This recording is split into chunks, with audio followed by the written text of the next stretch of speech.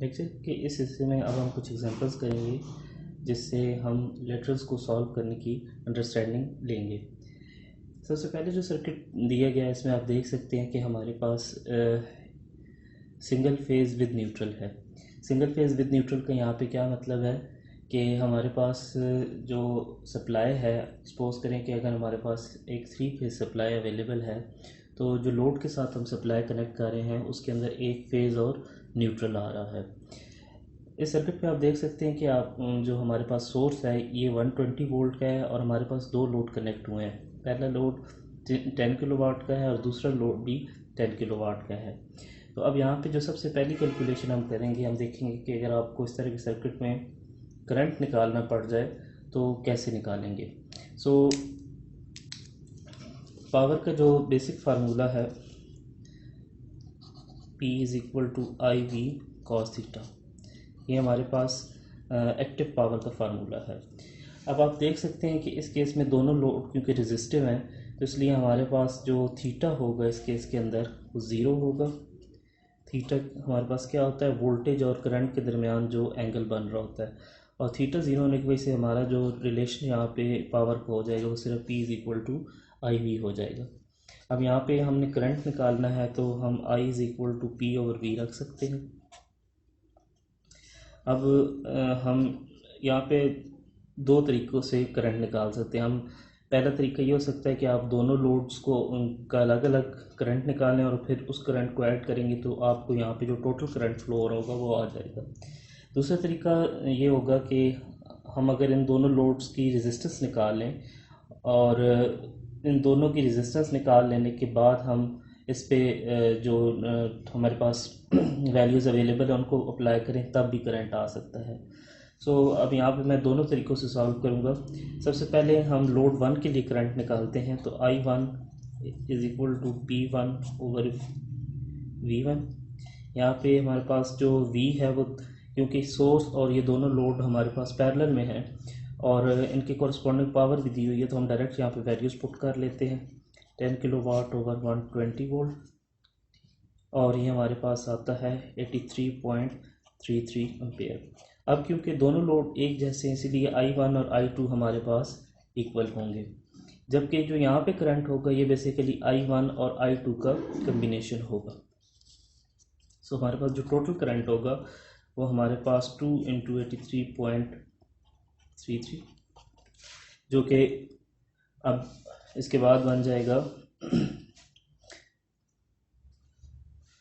166.66 ampere.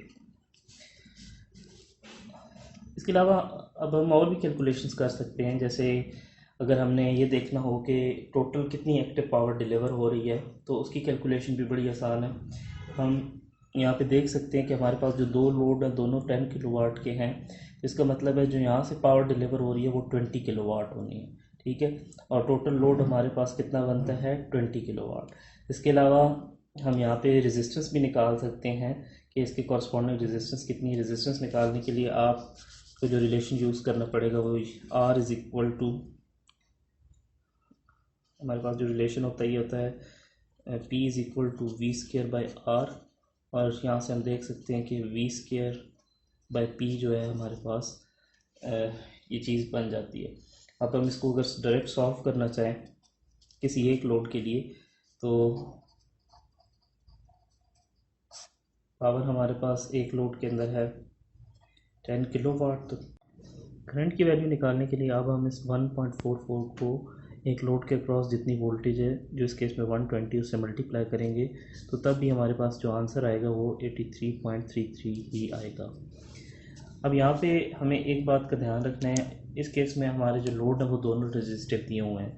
अगर हमारे load inductive होंगे तो फिर सॉल्व करने की मेथडोलॉजी तो कुछ ऐसी ही होगी, लेकिन वहाँ पे फिर हम सिंपल P की बजाय हम वहाँ पे कम्प्लेक्स पावर भी यूज़ कर सकते हैं और P और Q को भी अलग अलग करके निकाला जा सकता है। ये चीज़ हम आगे एक और एग्जांपल में करेंगे। इस एग्जांपल से हमें क्या क्या चीज़ें पता चल रही हैं कि क्योंकि ये एक सिंगल फेज सिस्टम है, इसका मतलब ये है कि जितना करंट इस लाइन में जा रहा होगा उतना ही आपके रिटर्निंग पाथ में भी अवेलेबल होगा। और ये टिपिकल सिस्टम ऐसा है जिसके अंदर जो हमारे यहाँ सिंगल फेज़ में होता है। फ़र्क सिर्फ इतना है कि हमारे जो पाकिस्तान के अंदर सप्लाई होती है वो 120 वोल्ट नहीं है। और अगर हम इसको ट्रांसफार्मर के साथ रिलेट करना चाहें तो ट्रांसफार्मर्स की जो कन्फिग्रेशन हमने पढ़ी है कि हमारे पास प्राइमरी होगी और सेकेंडरी के दो हिस्से होंगे, ठीक है। तो इसमें हम ये देख सकते हैं कि जो ये हमारा 120 वोल्ट है ये बेसिकली एक फेज़, और यहाँ पे सपोज करें हमने इसको ग्राउंड के साथ कनेक्ट किया और ये भी एक फेज़ है। तो अब यहाँ पे हमारे पास जो वोल्टेज आ रही है ये 120 वोल्ट, तो एक्चुअल जो आपका लोड है वो यहाँ पे कनेक्टेड है।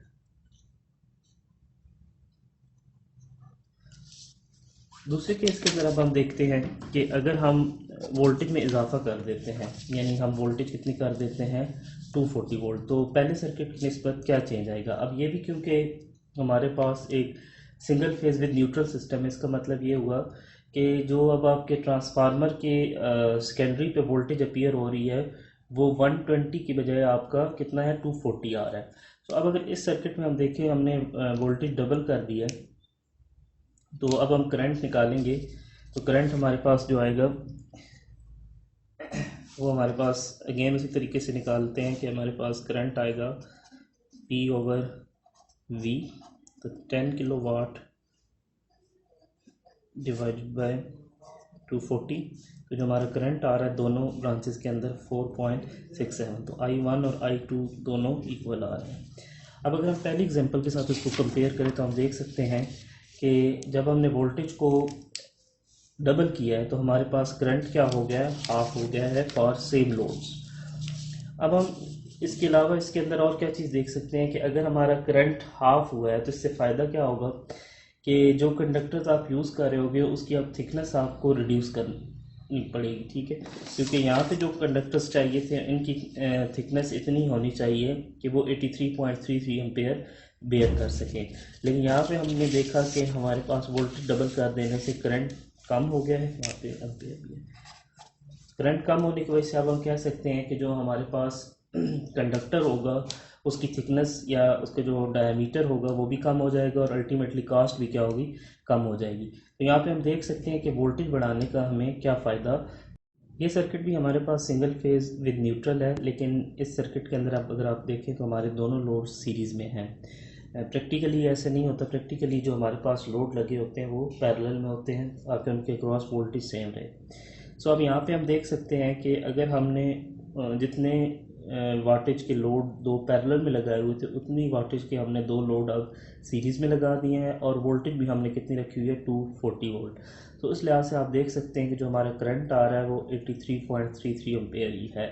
तो यहाँ से हमें एक और बात पता चली कि अगर हम सेम लोड्स को सीरीज़ में कर देंगे और वोल्टेज भी सेम रखेंगे तो करंट हमारे पास बढ़ जाएगा। यहाँ पे भी करंट को एवेलुएट करने के लिए सेम मेथडोलॉजी अडॉप्ट की जाएगी कि ये 240 यहाँ पे दोनों के क्रॉस अपीयर हो रहा है और हम देख सकते हैं कि हमारे पास दोनों लोड सेम पावर के हैं, सेम वोल्टेज पे है।